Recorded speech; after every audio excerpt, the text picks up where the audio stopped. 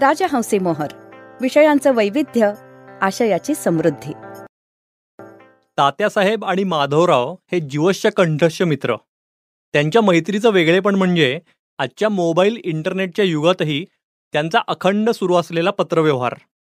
या पत्रातून कधी या दोघांचा रशियातला पराक्रम हसवतो, तर कधी आफ्रिकावरीतले उद्योग हसू आणतात. फक्त फॉरेनच्या गोष्टी नाही, काही IPL पासून ते फ्लेक्सबाजीपर्यंत देशी गोष्टींवरचंही भाष्य या पत्रांमधून समोर येतं. ज्येष्ठ अभिनेते लेखक दिलीप प्रभावळकर यांनी आपल्या तिरकस लेखणीतून साकारलेल्या पत्रापत्री या आगळ्या वेगळ्या पुस्तकाविषयी जाणून घेऊया या एपिसोडमध्ये.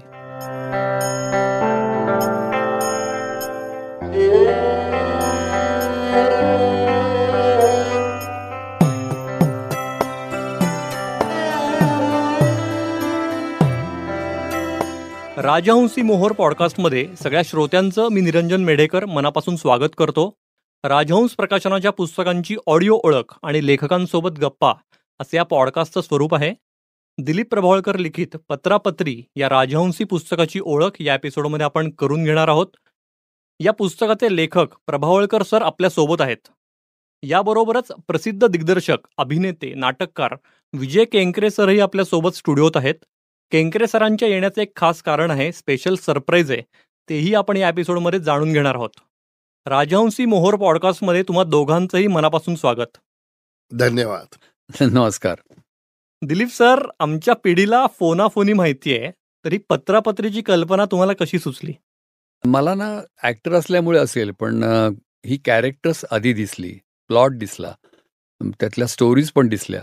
मला असं वाटतं की ही दोन कॅरेक्टर्स एकदा फॉर्मॅट ठरला माझा की हे पत्र एकमेकाला दोन विक्षिप्त अशा आणि तरेवाईक ज्येष्ठ नागरिकांनी लिहावीत, आणि त्याच्या हे तात्यासाहेब आणि माधवराव आकाराला आले. तर मी म्हटलं त्याप्रमाणे आधी कॅरेक्टर्स, आणि जशी मी लिहित गेलो ही पत्र एकमेकांना, तर त्यातला सगळा व्रात्यपणा, त्यातले मिस्किलपणा हा त्याच्यामध्ये येत गेला, आणि ही डेव्हलप होत गेली. ती पत्र डेव्हलप होत गेली, स्टोरी डेव्हलप होत गेल्या, आणि कॅरेक्टर्स मी व्यक्तिमत्व पण त्या दोघांना येत गेली या लेखनामधनं, आणि त्याच्यात त्यांचे कुटुंबीय पण आले. आणि मला खूप मजा आली लिहिताना हे. आणि जसं लिहित गेलो तसतसे विषय, ज्यात मला अनेक विषयांमध्ये, अनेक फील्डमध्ये, क्षेत्रांमध्ये मला स्वतःला इंटरेस्ट आहे, रस आहे. नाही तर फॉर एक्झाम्पल क्रीडा, तर क्रीडामध्ये बॅडमिंटनपासून क्रिकेट, अमुक तमुक सगळ्यांमध्ये हे आहे. तर याच्यामध्ये यांच्या पत्रामध्ये मग क्रिकेटरचा लिलाव आला, सायना नेहवालचे बॅडमिंटन टुर्नामेंट्स आल्या, हे सगळं येत गेलं. तर यांच्या प्रवासाची मला स्वतःला आवड आहे, तर ते सगळे ह्याच्यामध्ये येत गेलं. मी सांगायचं म्हणते ह्या दोन ज्येष्ठांच्या एकमेकांना पत्र लिहिण्यामध्ये अनेक विषय कव्हर झालेत, आणि ते मिस्किलपणा, त्याच्यामधला व्रात्यपणा कधी सुटलेला नाही आहे. विक्षिप्तपणा, तरेवेकपणा आहे, दोघांचा वेगवेगळ्या तऱ्हेचा आहे, तर तो डोकावतोच याच्यामध्ये. आणि मला स्वतःला असं वाटलं की ते मटेरियल जे आहे नुसतं पत्रापुरतं मर्यादित न राहता प्रत्येक त्या पत्राला काहीतरी एक स्टोरी आहे, ती डेव्हलप होत जाते, पुढे विकसित होत जाते. त्याच्यामुळे मला असं वाटतं की त्याच्यावर हे पत्राचं स्वरूप आहे, पण त्याच्यावर नाटिका, एकांकिका किंवा दुसरे काही शॉर्ट फिल्मसुद्धा होऊ शकेल असं मटेरियल ते आहे. हे कदाचित मी ॲक्टर असल्यामुळे असेल असं मला वाटतं. वा, तुम्ही म्हणताय ते अगदीच पटतंय. म्हणजे तुम्हाला लिहिताना आनंद आला तसा आम्हाला तो वाचतानाही खरंच खूप धमाल येते. तुम्ही या दोघांची स्वभाव वैशिष्ट्यही सांगितलीत, तरी या जोडगोळीविषयी, तात्यासाहेब आणि माधवराव यांच्याविषयी अजून सांगाल आम्हाला थोडं?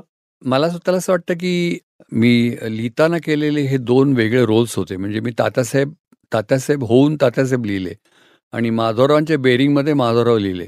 आणि मला स्वतःला असं वाटतं की माधवराव आणि तात्यासाहेब हे जरी मी म्हटलं त्याप्रमाणे थोडेसे तरेवाईक, थोडेसे विक्षिप्त असले, तर त्यांच्या विक्षिप्तपणात, तरेवाईकपणात थोडा फरक आहे. माधवराव हे सौम्य प्रकृतीचे आहेत, आणि आजूबाजूच्या ज्या घटना घडतात, म्हणजे हे तसं टॉपिकल आहे, प्रासंगिक आहे, तर त्या घटनांमुळे ते बऱ्याचदा गांगरलेले असतात, भांबवलेले असतात. तात्यासाहेब त्याच्या उलट आहेत, हे चळवळे आहेत आणि उचापती करतात, उत्साही आहेत भयंकर. दोघांचेही आपापल्या परीने, आपापल्या स्वभावानुसार वेगवेगळे उद्योग चालू असतात, आणि ते त्या उद्योगांविषयी आपल्या जोडीदाराला, तात्यासाहेब माधवराव आणि माधवराव तात्यासाहेबांना कळवत असतात पत्रातून.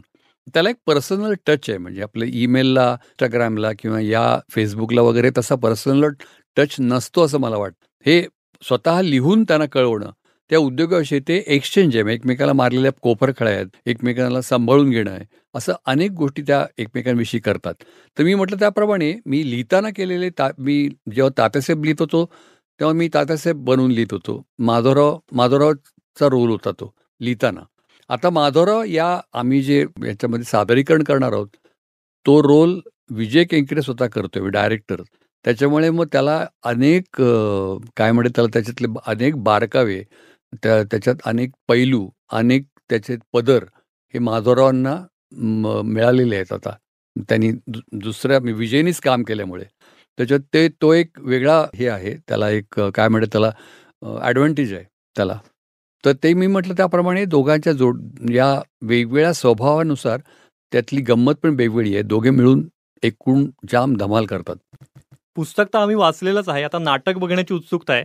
विजय सर तुमच्याकडे येतो. दिलीप सरांनी आता उल्लेख केलेला आहे की तुम्ही पत्रापत्रीचं माध्यमांतर केलंय. हेच सगळ्यात मोठं सरप्राईज आम्ही श्रोत्यांना या एपिसोडमध्ये देणार होतो. तर याविषयी नक्की काय आहे जाणून घेण्याची खरोखर उत्सुकता आहे आम्हाला. नमस्कार. झालं असं की सोलापूरला एका समारंभात मी एक पुस्तक लिहिलंय, त्यांची नाटकं वेस्ट एंड वाया ब्रॉडवे आणि दिलीप भैयांचं हे पुस्तक पत्रापत्री. तर आम्हाला एकत्र तिथे अरुण टिकेकरांच्या हस्ते पुरस्कार मिळाला. ही फार मजेशीर गोष्ट की दोन मुळातले नाटकवाले दोघांना साहित्यातला एक पुरस्कार मिळाला. तर तिथे जेव्हा मी बारकाईने ते वाचलं तेव्हापासून माझ्या डोक्यात असं होतं की ह्याच्यात प्रयोग दडलेला आहे.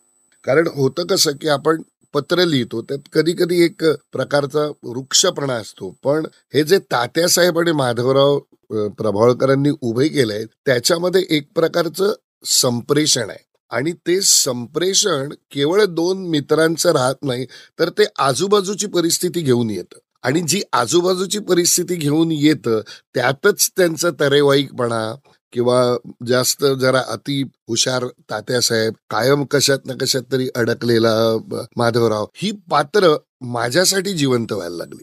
आणि हे जिवंत व्हायला लागल्यानंतर मी म्हटलं की ह्याचं अगदी नाटक नाही, निदान अभिवाचन किंवा ज्याला आपण दृक आविष्कार म्हणतो अशा पद्धतीचं सादरीकरण तरी याचं व्हायला पाहिजे. कारण आता दिलीप भैया म्हणाले तसं त्यांनी मूलतः अभिनेता म्हणून ते लिहिलंय असं मला वाटतं. आणि त्यातली संप्रेषणाची जी ताकद आहे ती मला जास्त महत्वाची वाटली. कारण ती फक्त दोन पात्र राहत नाहीत, तर ते त्यावेळच्या काळाचे प्रतिनिधी होतात आणि ते प्रतिनिधी होणं फार महत्वाचं आहे. आणि जेव्हा याचं सादरीकरण करायचं असं ठरलं तेव्हा किती तुम्ही म्हटलं तरी हे शब्दप्रधान आहे. बरोबर. आणि तर त्याच्यातलं हे जे शब्दप्रधान असणं तसंच ठेवून, परंतु त्या दोघांचा तरेवाईकपणा लक्षात घेऊन काही जुजबी बदल करून, आणि माझा एक थोडासा आग्रह म्हणू की कशाचंही चित्रीकरण करून मागे ते स्क्रीनवर न दाखवता सादर करायचं असं डोक्यात आलं. पण जर तुम्ही या दोन्ही व्यक्तिरेखा बघितल्यात तर त्या दिलीप भैयांच्या तिरकसपणामुळे त्या थोड्याशा अर्कचित्रासारख्या आहेत. म्हणून त्याचं सादरीकरण हे त्या पद्धतीने करावं. वाचू आम्ही, पण ते किंचित वास्तवाच्या पलीकडे जाऊन त्याच्यातला जो अतिरंजित भाग आहे तो अधोरेखित करावा हे डोक्यात आल्यामुळे त्याचं त्या अर्थाने माध्यमांतर झालं. मग आम्ही आमचे नीरज शिरवईकर ते म्हटलं की तू लिही, आणि लिहिताना त्यांनी ते सगळं जोडलंय. आणि ते जोडून याला मी एका अर्थाने नाटक म्हणणार नाही, पण ते नुसतंच वाचनही नाही, व्यक्तिरेखा होऊन केलेलं वाचन. आणि याचा पहिला प्रयोग 17 मेला आपल्या NCPA मध्ये एक प्रतिबिंब नावाचा महोत्सव असतो, त्यात याने त्या महोत्सवाचा आरंभ होणार आहे. आणि प्रभावळकरांबरोबर काहीही करायचं म्हणजे फार मजा असते. आणि दुसरं एक मात्र होईल की तालमींमध्ये काही काही गोष्टी त्याच्यात भरल्या जातील, कारण ते सादरीकरण आहे. आणि आणखीन एक सांगतो, म्हणजे यातला एक ची दृष्टी जी असते की अतिरेक, आजूबाजूच्या घटनांमधला अतिरेक आणि विसंगती टिपण्याची, तर ते सगळं पकडता आलं या दोघांच्या पत्रांमधून लेखक म्हणून. म्हणजे हा ती एकूणच सगळ्या घटनांमधलं जो आताच्या विसंगती आपल्याला दिसते, व्यंग दिसतं, अगदी. तर ते या दोघांच्या पत्रांमध्ये, माधवराव आणि तात्यासाहेब पत्रामध्ये आहे. आणि ते अर्थात कॅरेक्टर्समधून ते अधिक जाणवतं. हा आत्ता विजय म्हणाल तसं ते अर्कचित्रच आहेत, ती थोडी कॅरिकेचर पद्धतीचीच केलेली आहेत, ती काय अगदी रिअलिस्टिक नाही आहेत. वा, खरोखर खूपच उत्सुकता आहे आणि हा प्रयोगही बघणार आहोत आम्ही नक्की. तुम्ही म्हणलात तसं माध्यमांतर करणं हे खरोखर खूप अवघड काम असतं, विशेषतः पुस्तकाचं नाटकात किंवा अभिवाचनात करताना. त्यामुळे त्याच्यावरही तुम्ही खूप मेहनत घेताय, ते जाणवतंय. तर आता तुम्ही इतका दोघांनी उल्लेख केलेला आहे या पात्रांचा, या पुस्तकातल्या पत्रांचा, तर ते ऐकण्याची आम्हाला खरोखर उत्सुकता आहे. तर एखादं पत्र खास तुम्ही जर सादर केलं तर आम्हाला आवडेल. चोरीचा मामला. प्रिय माधवराव, अहो तुमच्या घरात एवढी मोठी चोरी झाली हे आम्हाला बाहेरून कळावं ना. शिरू झिंगले म्हणाले सगळी खळबळ उडाली आहे, तुम्हाला कळलं असेलच. मी म्हटलं नाही. झिंगले म्हणाले तरी म्हटलं एवढे लोक चौकशी करायला आणि सहानुभूती दाखवायला येऊन गेले, तुम्ही कसे दिसला नाहीत. काय बोलावं हे न सुचून मी गप्प राहिलो, पण नाही म्हटलं तरी मनाला खटकलंच. तुम्ही सांगितलं कसं नाही माधवराव. बाकीच्या सगळ्या खोल्या तशाच ठेवून चोरांनी फक्त स्वयंपाकघरच सगळं साफ केलं असं ऐकलं, ते खरं का. चमचाही ठेवला नाही म्हणे. तुम्ही या घरात राहायला येण्यापूर्वी घर पाहायला आला होतात त्यावेळी दिसत होतं तसं स्वयंपाकघर आताही दिसलं म्हणे. ओकं बोकं आणि रिकामं, फक्त भिंती, दरवाजे आणि खिडकी, ओटा आणि खालची रिकामी कपाटं, सगळं साफ. पण चोरांनी झाडून सगळी भांडी कुंडी का नेली. ती चांदी सोन्याची थोडीच होती. म्हणजे असतील चांदीचे 4-6 पेले किंवा वाट्या, ताटं. हा विक्षिप्तपणा नाही चोरांचा. मानसिक धक्क्यातून जरा सावरल्यावर कळवा. पोलीस तक्रार, चौकशीची चक्र वगैरे सारं सुरू झालं असेलच. तुमचा तात्यासाहेब. ताजा कलम. ताक. स्वयंपाकघर लुटलं गेलंय, पण मग सध्या जेवणाचं काय करता. तुम्हाला लांब पडणार नसेल तर तुम्ही आमच्याकडे अवश्य जेवायला या. म्हणजे घरातले सगळे नाही तरी निदान तुम्ही तरी या. हिनंही सांगितलंय पथ्याचं जेवण सुद्धा करता येईल. दादोबांसाठी पथ्याचं असतंच. तात्यासाहेब. प्रिय तात्यासाहेब, चोरी झाल्याचं तुम्हाला मुद्दाम कळवलं नाही असं नाही. मला काही सुचत नव्हतं, गडबडून गेलो होतो. त्यात आणि चोरीची बातमी कळल्यावर तपशील जाणून घ्यायला लोकांची रीग लागली आहे. नको नको त्या शंका आणि प्रश्न विचारतात, हैराण झालो आहोत. तुम्ही विचारलं आहे चोरांनी भांडी कुंडीच का नेली. तुमचा हा प्रश्न वाचून दुःख झालं. तुम्हाला काय वाटलं फक्त ताट, वाट्या, फुलपात्र, पळ्या, चमचे, लहान मध्यम मोठी भांडीच नेली. नाही, म्हणजे ती चोरलीच, पण मोठा रेफ्रिजरेटर, मायक्रोवेव्ह, हिच्या भाच्यानं दुबईहून पाठवलेला अवन, एक sandwich toaster, 2 mixers, ceiling fan हेही नेलं. डायनिंग टेबल आणि कुशनच्या 6 भारी खुर्च्या दुसऱ्या खोलीत असल्यामुळे वाचल्या. पण श्याम्या, 2 नंबरचे चिरंजीव, पहाटे स्वयंपाकघरात बसून कविता करतो. तुम्ही त्याला माधवसूत नावाने ओळखता. त्याची स्पेशल खुर्ची, 4 रंगांची भारी पार्कर बॉलपेन्स आणि फोल्डिंगचं टेबल पळवलं. कवितांची वही मात्र नेली नाही. तेवढी एकच गोष्ट अख्ख्या किचनमध्ये शिल्लक राहिली. तात्यासाहेब, तुमचं जेवणाचं आमंत्रण स्वीकारीन म्हणतो. शेजार पाजारच्यांनी आमचे वार लावले आहेत, पण मला या वातावरणापासून लांब पळायचंय. तुमच्याकडे जरा निवांतपणा लाभेल. वहिनींना म्हणावं जास्त त्रास घेऊ नका, माझ्यासाठी काही खास बेत करू नका. कुठलीही रस्सा भाजी, एखादी सुकी भाजी, कसलंही सॅलड किंवा कोशिंबीर, भाताबरोबर डाळ फ्राय, म्हणजे ते असल्यास कढी नको.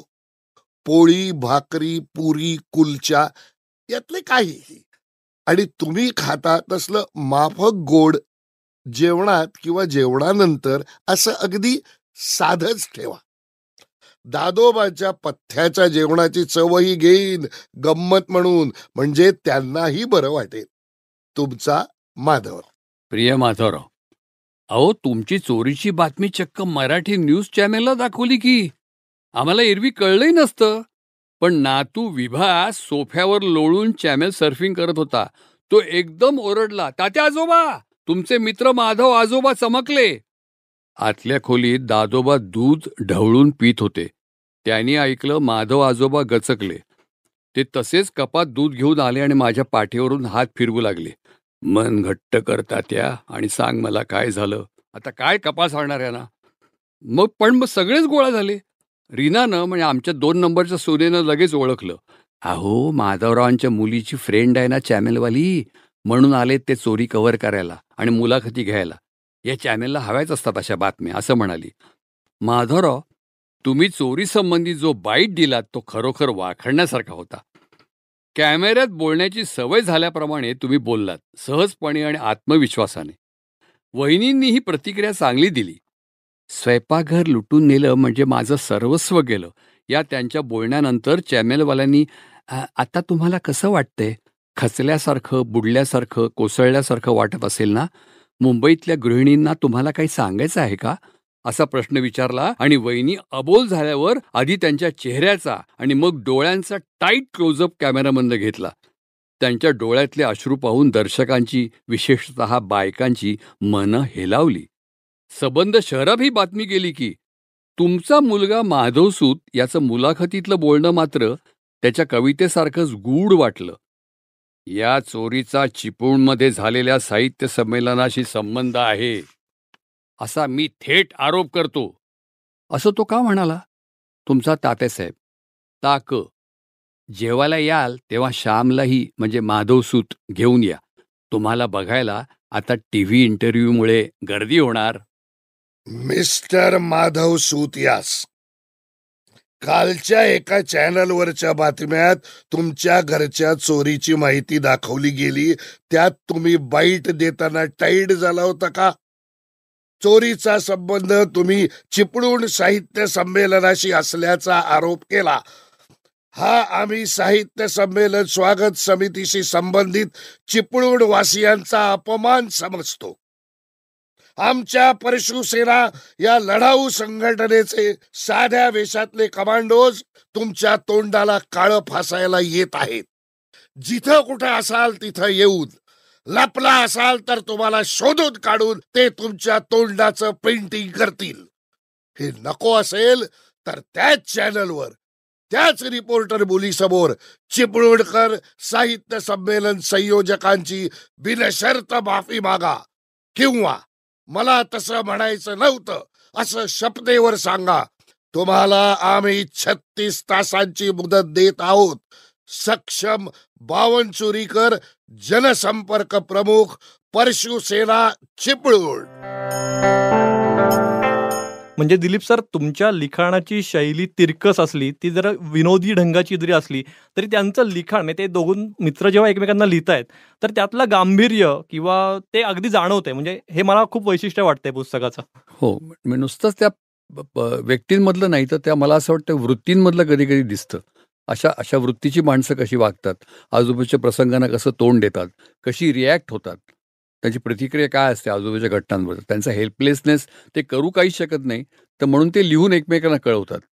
म्हणजे ते इतके हेल्पलेस आहेत की ते आजूबाजूला घडणाऱ्या घटनांविरुद्ध काही करू शकत नाहीत. मग ते एकमेकांना कळवून आपले विचार कन्व्हे करतात, ते कम्युनिकेट करतात एकमेकांशी. अजून एक प्रश्न विचारतो सर, की म्हणजे हे 2 मित्र एकमेकांना पत्र लिहितात म्हणजे ते जुन्या वळणाचे असतील असं वाटू शकतं. म्हणजे तुम्ही उल्लेख केलात की ते ज्येष्ठ नागरिक आहेत, पण दुसरीकडे पुस्तकातलं पहिलंच पत्र तात्यासाहेब थेट विमानातून माधवरावांना लिहित आहेत. सर, जुन्या नव्याचा चपखल मेळ तुम्ही कसा नेमका साधलात? नाही, तर मला स्वतःला असं वाटतं की ते हे त्यांचं एक पॅशन आहे. म्हणजे पत्र लिहिणं हे पॅशन आहे. ती आहे आजच्या काळातलीच मंडळी आहेत ती. म्हणजे त्याच्यामुळे त्यांच्यावर जे काही ज्या परिस्थितीत जातात ती सगळ्या आजची परिस्थिती आहे. आजची म्हणजे मी जेव्हा लिहिलं त्यावेळची असं. तर त्याच्यात खूप प्रवास आहेत. म्हणजे याच्यात या आमच्या प्रयोगात न आलेले पण पुस्तकात असलेले रशिया वारी पण आहे. तो पण एक फार थ्रिलिंग एक्सपिरियन्स आहे म्हणून. तर त्याच्यामध्ये रशियन सर्कसमध्ये त्यातला एक जण भाग घेतो. रशियन सर्कसमध्ये भाग घेतो म्हणजे घेतला जातो त्याच्याकडून तो. तर अशा अनेक गोष्टी त्याच्यामध्ये आहेत की त्या आत्ताच्या काळातल्या आहेत. पण तरीसुद्धा कळवण्याचा फॉर्मॅट तो पत्र आहे. तर ही त्यातली विसंगती सुद्धा मजेशीर मला असं वाटते, की इंस्टाग्राम किंवा फेसबुकवर किंवा काही ट्विटरवर किंवा असं ईमेल वगैरे न कळवता सरळ पत्र लिहून हे कळवावंसं वाटणं. तर हा जो त्यातला विरोधाभास आहे, तोही मजेशीर आहे असं मला वाटतं. विजय सर, तुम्ही प्रयोगाची तारीख सांगितलीत आत्ता, तर याची तयारी, तालीम ही कधीपासून सुरू आहे आणि तुमच्या दोघांचंही शेड्यूल खूप वेगळं असणार आहे, तर ते कसं जमवलं तुम्ही? नाही, एकतर तालीम काही दिवस सुरू आहे. आम्ही याची तालीम सुरुवातीला, ही फार मजेशीर गोष्ट आहे, नाटक पत्रांबद्दल आहे, पण आम्ही झूमवर तालीम करतो सुरुवातीला. तर ते बरेच दिवस. आणि मुख्य असं होतं की वाचन जरी असलं तरी एक गोष्ट लक्षात येते की हे जे शब्द आहेत लिहिलेले, ते तुमच्याशी बोलायला लागतात, त्याला काही अवधी लागतो. माझ्या मते त्याकरता ती तालीम आवश्यक आहे. त्यामुळे पहिल्या टप्प्यात आम्ही ते व्हर्च्युअल केलं. त्यानंतर आता मागचे काही दिवस म्हणजे आम्ही समोरासमोर बसून ते करणार. त्यामुळे ती तालीम साधारण 3 आठवड्याची सगळं मिळून होईल असं वाटतं. कारण त्याच्यातला काही भाग आम्ही सादरही करणार, म्हणजे ते सगळंच नुसतं बसून वाचलं जाणार नाही, त्यातला थोडासा भाग केलाही जाईल. तर त्यामुळे त्याला लागणारा अवधी हा 21 दिवस. मला असं वाटतं, तुम्ही माध्यमांतराबद्दल म्हणाला तर त्याच्यात माझ्या दृष्टीने सगळ्यात आव्हानात्मक गोष्ट अशी आहे की आता मी ही पत्र वाचायला सुरुवात केली, तर हे एक पत्र आज वाचून दुसरं पत्र मी 15 दिवसांनी वाचू शकतो. बरोबर. मला तो माझा वैयक्तिक अनुभव आहे. तर माध्यमांतर करताना तो वैयक्तिक अनुभव सामूहिक करण्यासाठी बऱ्याच गोष्टी कराव्या लागतात की मी ते आज आत्ता तुमच्या समोर का सादर करतोय. अन्यथा तो वैयक्तिक अनुभव वाचक घेऊच शकतो. तर या पत्रांमध्ये मला त्याच्या पलीकडे सामूहिक अनुभव घ्यावा. आणि बाबांनो, ही आजूबाजूची परिस्थिती आहे, ही तिरकस पद्धतीने लिहिलंय, पण विचार करा आणि तुमच्यातलं तात्यासाहेब आणि माधवराव जरा जागृत होऊन छान पद्धतीने आजूबाजूच्या परिस्थितीकडे बघा. म्हणजे मला असं वाटतं की हे राजहंस आहे म्हणून कदाचित याचं सादरीकरण झाल्यावर तात्यासाहेब आणि माधवरावांची आणखीन पत्र लिहिली जातील नक्कीच वेगळ्या पद्धतीने.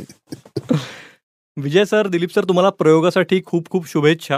हो, धन्यवाद. आम्ही वाचणार आहोत किंवा आम्ही करणार आहोत त्याच्यात धमाल आहेच, पण आम्ही न वाचलेल्या किंवा न सादर केलेल्या पत्रांमध्ये सुद्धा आहे, जी तुम्हाला प्रत्यक्ष पुस्तक वाचून येऊ शकेल मजा. अगदीच सर. माधुरी दीक्षित नेने या एका कार्यक्रमाला येणार आहेत आणि त्याच्यावर या 2 इरसाल मित्रांनी केलेली पत्रापत्री ती आता आपण ऐकूया. नचबलिये. प्रिय तात्यासाहेब, तुमचे 100रीत पदार्पण केलेले वडील दादोबा रोज पहाटे 5 वाजता फिरायला जातात. शिवाजी पार्कला हळूहळू चालत 1.5 राऊंड मारतात आणि मगच तिथे मिळणारा पुदिना, तुळशी, पालक हा मिक्स्ड रस पिऊन घरी येतात. हे ऐकून फार बरे वाटले. अनेकांना यामुळे प्रेरणा मिळेल. दादोबांच्या खालोखाल आमच्या पाहण्यातले सर्वात वयोवृद्ध ग्रस्त म्हणजे समोरच्या संकष्टीकर मोतीवाले यांचे वडील नानाजी. त्यांचे वय 92. या वयातही ते त्यांच्या जुन्या प्रशस्त घरात पंतवंडांबरोबर आंधळी कोशिंबीर आणि पकडापकडी खेळतात. तात्यासाहेब, या संकष्टीकरांची एक सनसनाटी बातमी सांगायची म्हणजे त्यांच्या नव्या शोरूमच्या उद्घाटनाला कोण येणार असेल? अहो, माधुरी दीक्षित. नानाजींच्या नातवंडाने ज्याच्यावर हल्ली सगळी बिझनेसची धुराय वशिला लावला, ओळखी काढल्या आणि भरभक्कम मानधन देऊन हे जमवलं आहे असं ऐकलं. ती तिथे अमेरिकेत असती तर हे शक्य झालं नसतं. परंतु तू इथे भारतात डॉक्टर श्रीराम नेने यांच्यासह परत आल्यापासून टीव्हीवरच्या रियालिटी शो व्यतिरिक्त आणखीही काही निवडक कार्यक्रमांनाही जाते असे कळल्यावरून नीरज संकष्टीकरने म्हणजे नानाजींचा हिकमती नातू माधुरीच्या सेक्रेटरीला गाठले आणि कुठल्या कुठल्या ओळखी आणि इथली तिथली नाती सांगून माधुरीला कार्यक्रमासाठी करारबद्ध करायला लावले. येत्या 22 तारखेला नानाजींच्या 92व्या वाढदिवशी या शोरूमचे उद्घाटन होणार आहे. तुम्हाला सोहळा बघायला येण्यात रस असेल तर सांगा. माझी नानाजींच्या थोरल्या मुलाशी नीरजचा बाप, चांगली ओळख. शोरूमच्या आतल्या बाजूस चहा पाण्याला हजर राहायला मिळेल माधुरीची. हवी असल्यास श्रीराम नेनेंची सही बी घ्यायला मिळेल. तुमचा माधवराव. प्रिय माधवराव, वा, मला संकष्टीकरांच्या शोरूम उद्घाटनाला यायला नक्कीच आवडेल. एरवी माधुरीला जवळून बघायला कुठे मिळणार. मला डॉक्टर श्रीराम नेनेंनाही निरखून पाहायचे आहे, अमाप कुतूहलापोटी. या समारंभात ती 4 वाक्ये तरी मराठी बोलणार आहे का? अशा समारंभांना हजर राहून मी मराठी असल्याचा मला अभिमान आहे किंवा मी महाराष्ट्रातली मुलगी आहे अशी 2-4 मराठी वाक्ये ती बोलते. ऐकणारे खुश होतात. शिवाय गाण्यांच्या ओळीही ती म्हणते. लोक टाळ्या वाजवतात. कधी नचबलियेतली नृत्याची पावले टाकते. पब्लिक प्रचंड दाद देते. काही महिन्यांपूर्वी अजितदादांच्या वाढदिवसाला पुण्यात झालेल्या रक्तदान शिबिराला हजर राहून तिने मी पुण्याची आहे असे सांगून वर दिल तो पागल है सिनेमातले पावसाचे गाणे देखील म्हटले होते. त्याआधी सेनेच्या एका समारंभात तिने वाकून नमस्कार करून बाळासाहेबांचे आशीर्वादही घेतले होते. कुमुद म्हणजे आमची ही म्हणते, माधुरीच्या काही महत्वाकांक्षी प्रकल्पांना राजकारणातल्या थोरा मोठ्यांचे पाठबळ हवे आहे. म्हणजे महापालिका आणि राज्य शासनाचे सहकार्य आपोआप मिळेल. कुमुदचे सोडा हो, तिला ना सगळ्याच व्यवहारात डावपेच दिसतात. मराठी मालिकांमधल्या खलनायिकांचे दुष्टावे बघून ती संशयी झाली असावी असा मला दाट संशय आहे. दादोबांचे फिरणे विनाव्यत्यय चालू आहे. पाऊस असला तर रेनकोट घालून जातात. जाऊ नका म्हटले ऐकत नाहीत. चाल अधिक संथ होते. कमरेखाली थोडे फार भिजतात, शिंकतात, पण तरी फिरतात. मोतीवाले संकष्टीकरांच्या शोरूम उद्घाटनाला मीडियावाले गर्दी करणार. तिथे मी माधुरीच्या आसपास राहतो.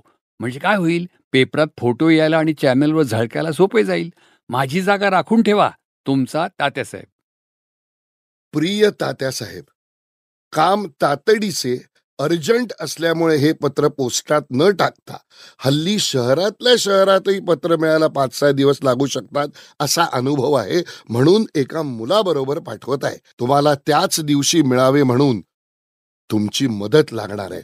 तुमची आणि तुमचे पिताजी दादोबा यांची. काय झाले आहे ते सांगतो. शोरूमच्या उद्घाटनाचा समारंभ उद्या संध्याकाळी आहे आणि नानाजी संकष्टीकर जायबंदी आहेत. काल वाड्यात शिशुवयातल्या मुलांबरोबर डोळे बांधून आट्यापाट्या खेळत होते. मधल्या शिसवी खांबावर आपटले, कपाळाला टेंगूळ आले आणि घोणा फुटला. बँडेज बांधावे लागले. त्यामुळे एक डोळा बँडेज खाली गेलाय. बीपीही वाढले आहे. त्यांच्या हस्ते दीप प्रज्वलन, माधुरीच्या हस्ते त्यांचा सत्कार, सुवासिनींची ओवाळणी, मोठ्या तराजूत त्यांना बसवून त्यांच्या वजनाची मोत्यांची मूर्ती लोकांसमोर आणणे, अशा भरगच्च कार्यक्रमापैकी काहीच शक्य होणार नाही. डॉक्टरांची परवानगीच नाही. पूर्ण बेडरेस्ट सांगितली आहे. त्या दिवशीच्या कार्यक्रमाला त्यांची उपस्थिती अगदी मस्त आहे. तर मला असे सुचले की नानाजींऐवजी त्यांच्या जागी दादोबा येतील का? दोघांची उंची, देहयष्टी सारखी आहे. दिसण्यातही खूप फरक आहे असं नाही. लोकरीची माकड टोपी घालून आणि गॉगल्स घालून दादोबा आले तर ते नानाजी म्हणून सहज खपून जात. सोहळा पार पडेल, माधुरीची भेट सत्कारणी लागेल आणि मी श्रीरंगला म्हणजे नानाजींचा थोरला मुलगा कल्पना दिली आहे. त्यांची कोणाची ना असण्याची शक्यता नाही, कारण प्रकरण हातगाईवर आलंय. समोर उद्घाटन उभे आहे आणि नानाजी आडवे आहेत. दादोबांना तयार करायला मी तुमच्यावर अवलंबून आहे. त्यांनाही आता 100व्या वर्षी माधुरीकडून कौतुक करून घेण्याचा हा अनुभव नवी उमेद देणारा आणि आयुष्य वाढवणारा ठरेल याची खात्री आहे. लगेच कळवा. फोनवर नको. हल्ली फोनवर क्रॉस कनेक्शन होऊ शकते किंवा फोन टॅप करतात. गोपनीय बातमी पसरायला नको. तुमचा माधवराव. प्रिय माधवराव, तुमचे माझे अनेक वर्षांचे घनिष्ठ संबंध लक्षात घेऊन मी दादोबांना या वयात हात स्थिर ठेवून दीपप्रज्वलन, सुवासिनींची ओवाळणी, तराजूतली कसरत, सुपरस्टारकडून सत्कार वगैरे दगदगीसाठी तयार करत आहे. मीडियाच्या हल्ल्याला तोंड द्यायला धीटपणा आणि मोतीवाले नानाजी म्हणून मिरवायला कणखरपणा दाखवता यावा यासाठी मन वळवत आहे. हे सारे तुम्ही विनवले म्हणून आणि तुमच्यासाठी म्हणून, मोतीवाले संकष्टीकरांसाठी नव्हे. त्यांनी या सोहळ्यासाठी बराच खर्च चालवलाय असे ऐकतो. माधुरीच्या उपस्थितीचेही मोठ्या रकमेचे कॉन्ट्रॅक्ट असणार. तिचा सेक्रेटरीच हे ठरवतो. आमच्या दादोबांना सेक्रेटरी नाही. त्यांनी नानाजींच्या जागी नानाजी म्हणून उभे राहण्याचे, एवढ्या मोठ्या जबाबदारीचे काम निरपेक्षपणे आणि विनामूल्य करावे, हे संकष्टीकरांच्या मानालाच शोभणारे नाही. मानधन घेणे मला प्रशस्त वाटत नाही. त्याऐवजी एक गोष्ट फक्त संकष्टीकरांकडून कबूल करून घ्या. ही अट नाही, अपेक्षा समजा. माधुरी दीक्षित बरोबर त्यांचे शल्यविशारद पती डॉक्टर श्रीराम नेने येणार आहेत. ते कार्डिओव्हॅस्क्युलर सर्जन आहेत. दादोबांचा चेकअप त्यांच्याकडून करून घेण्यासाठी नीरज संकष्टीकरांना शब्द टाकायला सांगा. दादोबांच्या छातीत मधूनच दुखते, त्यांच्या रोहिणीत अडथळा नाही ना, म्हणजे सोप्या भाषेत आर्टरीमध्ये ब्लॉक नाही ना, याची खात्री करायची आहे. गरज पडल्यास शस्त्रक्रिया करून घ्यायची आहे. नेने फी किती घेतात, घेतली तर रुपयात की डॉलर्समध्ये, याची काही कल्पना नाही. ते मोतीवाले संकष्टीकरांना बघायला सांगा. मग वेगळे मानधन नको. दादोबांना घेऊन हजर होतो. त्यांची जुनी लोकरीची कानटोपी फिनाईलच्या गोळ्या काढून उन्हात ठेवली आहे. तुमचा तात्यासाहेब. तुमच्या पत्रापत्रीमुळे आजच्या ईमेलच्या जमान्यात आम्हीही पत्रापत्रीमय होऊन गेलोय आणि आता हे पुस्तकरूपी पत्रापत्री रंगमंचावरही येतंय. तर तुम्ही काय सांगाल श्रोत्यांना, दिलीप सर? नाही, हे लिहिताना मी म्हटलं त्याप्रमाणे, जरी मी लेखक म्हणून त्यावेळेला ते रोज करून लिहिलेलं असलं, तर याच्यामध्ये परफॉर्मन्सची शक्यता विजयला दिसली, विजय केंकरेला. परफॉर्मन्स याचा होऊ शकेल हे माझ्या डोक्यात काय आलं नव्हतं. पण ते अभिवाचन आणि तो म्हणाल तसं दृक् आविष्कार, हा प्रकार काहीतरी इंटरेस्टिंग होऊ शकेल. आणि मला असं वाटतं की ही जी अनिश्चितता असते यावेळची, ही प्रोसेसची किंवा प्रक्रियेची, ती लेखक आणि ॲक्टर मला खूप एक्सायटिंग वाटते. मी आता हे कसं होणार आहे, म्हणजे हे कसं आकाराला येणार आहे, ही अनिश्चितता जी असते ना, की हे आता, तर ते घडवण्यामध्ये आपण सहभागी व्हावं, याच्यासारखं एक्सायटिंग दुसरं काही नाही. वा. विजय सर, दिग्दर्शनाबरोबरच अभिनय, वाचिक अभिनय अशा अनेक भूमिकात तुम्ही या नाटकात आहात, तर काय सांगाल? खरं तर हा असा वाचिक अभिनय किंवा कुठल्याही पहिल्याच प्रयोगात रंगमंचावर जाणं, हे मी 2005 नंतर पहिल्यांदा करतोय. बर. म्हणजे जवळजवळ 20 वर्ष मध्ये गेली. कोणी नसलं तर अडचण म्हणून मी काम केलंय, पण प्रत्यक्ष स्वतः जाऊन काम कधी केलं नाही. मला स्टेजवर, हो, बाकी ह्याच्यात केलंयस. म्हणजे आता टेलिव्हिजनवर केलं, पण सिनेमात आप्पा आणि केलंयस. बाप्पा सोडलं तर सिनेमात केलेस. सिनेमात केलं, पण नाटकात काम नाही केलं. आप्पा बाप्पा आपणच रिप्लेसमेंट केली, ती शेवटची.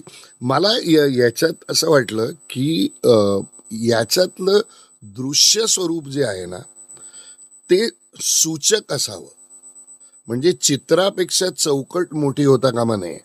त्या हिशोबाने खूप त्याच्यामध्ये नेपथ्य, मग मागे व्हिडिओ रेकॉर्डिंग दिसतंय, असं काही न करता त्याच्यातली जी आपण काय म्हणू तांत्रिक मूल्य, याचं अवडंबर न करता हे दोन मिश्किल म्हातारे एकमेकांशी जे बोलतायत ज्या पद्धतीने, आणि त्यातून आजूबाजूची कॉमेंट, याच्यावरच मुळात तो सगळा फोकस असावा, असं मला ते पुन्हा वाचायला लागल्यानंतर वाटायला लागलं.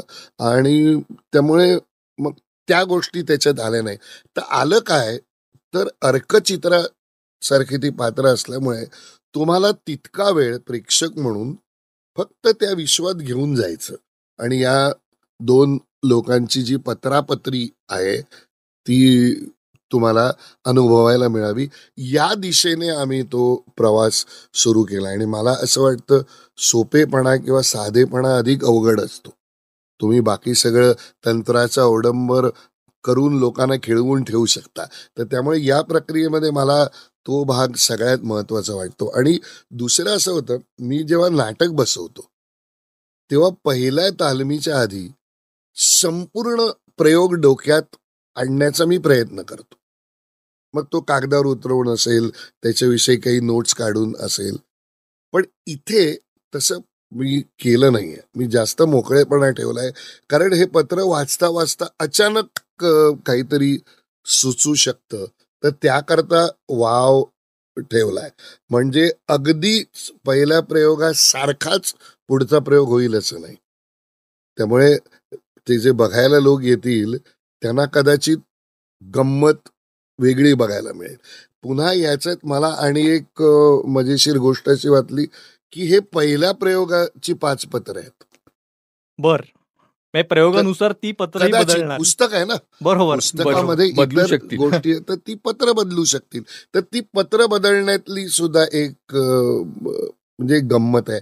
तर अशा प्रकारे एक काय म्हणू त्यातली उत्स्फूर्तता तशीच ठेवण्याचा प्रयत्न आहे. आणि दिलीप प्रभावळकरांबरोबर काम करायला मी सगळ्यात जास्त काम केलंय त्यांच्याबरोबर.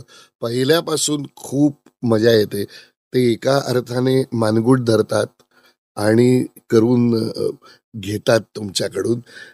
जसं कदाचित मला माहित नाही, पण राजहंसने मानगूट धरून त्यांच्याकडून ती पत्र लिहून घेतली असतील. तर तसं त्यामुळे खूप मजा असते, तालमीत मजा असते आणि प्रयोगातही मजा असते, कारण ते सहकलाकार म्हणूनही उत्तम आहेत. तर आमच्या बाजूने आम्ही 100% देण्याचा प्रयत्न करूच आणि हे पुस्तक प्रयोगातून लोकांपर्यंत पोहोचवू. क्या बात. म्हणजे पत्रापत्री हे पुस्तक संग्रही ठेवण्यासारखं आहेच आहे. पण तुम्ही म्हणता तसं हा प्रयोग, नाट्यप्रयोग, अभिवाचनाचा प्रयोगही पुन्हा पुन्हा पाहावा, त्याचा आस्वाद घ्यावा असा निश्चित असणार आहे. तुम्हा दोघांनाही या प्रयोगासाठी मनापासून शुभेच्छा. तुम्ही दोघं वेळात वेळ काढून स्टुडिओत आलात, राजहंसी पॉडकास्टमध्ये आमच्याशी संवाद साधलात आणि या प्रयोगाची एक झलक आम्हाला दिलीत, तर याबद्दल मनापासून आभार. धन्यवाद, धन्यवाद. मला लिहिताना जेवढी गंमत आली तेवढीच परफॉर्म करतानाही यावी अशी माझी इच्छा आहे आणि खात्री आहे. वा. दिलीप सर, तुम्ही म्हणताय तसं पत्रापत्री लिहिताना तुम्हाला जो निखळ आनंद मिळाला, तर तो वाचकांनाही निश्चित मिळेल, त्यांनी हे पुस्तक घरपोच मागवलं तर. त्याच्यामुळेच या पुस्तकाची लिंक आम्ही एपिसोडच्या डिस्क्रिप्शनमध्ये देतोय. त्यावर क्लिक करून तुम्ही ते घरपोच मागवू शकता. याशिवाय दिलीप प्रभावळकरांची इतरही अनेक पुस्तकं राजहंस प्रकाशनानं आजवर प्रकाशित केलेली आहेत. मी असा कसा झालो, अनपेक्षित, बोक्या साजबंडे, हसवा फसवी, हसगत, कागदी बाण, गुगली, नवी गुगली अशी अनेक पुस्तकं प्रभावळकर सरांची आहेत. सो ती पण पुस्तकं तुम्ही घरपोच मागवू शकता. बोक्या सातबंडेची 24वी आवृत्ती नुकतीच प्रकाशित झालेली आहे, तर ती पण तुमच्याकडच्या बच्चे कंपनीसाठी नक्की मागवा. हा एपिसोड आवडला असेल तर आमचा चॅनल नक्की लाईक करा, सबस्क्राईब करा. तसंच या एपिसोडची लिंक तुमच्या फ्रेंड सर्कलमध्ये किंवा रिलेटिव्सने नक्की शेअर करा. राजहंसी मोहोर हा पॉडकास्ट स्पॉटिफाय, ॲपल पॉडकास्ट, गाना, ॲमेझॉन म्युझिक, जिओ सावन अशा लीडिंग प्लॅटफॉर्मसह राजहंस प्रकाशनाच्या यूट्यूब चॅनलवरही ऐकण्यासाठी मोफत उपलब्ध आहे. राजहंसी मोहोर ही राजहंस प्रकाशनाची निर्मिती असून साऊंड स्क्रिप्टची 2024ची प्रस्तुती आहे.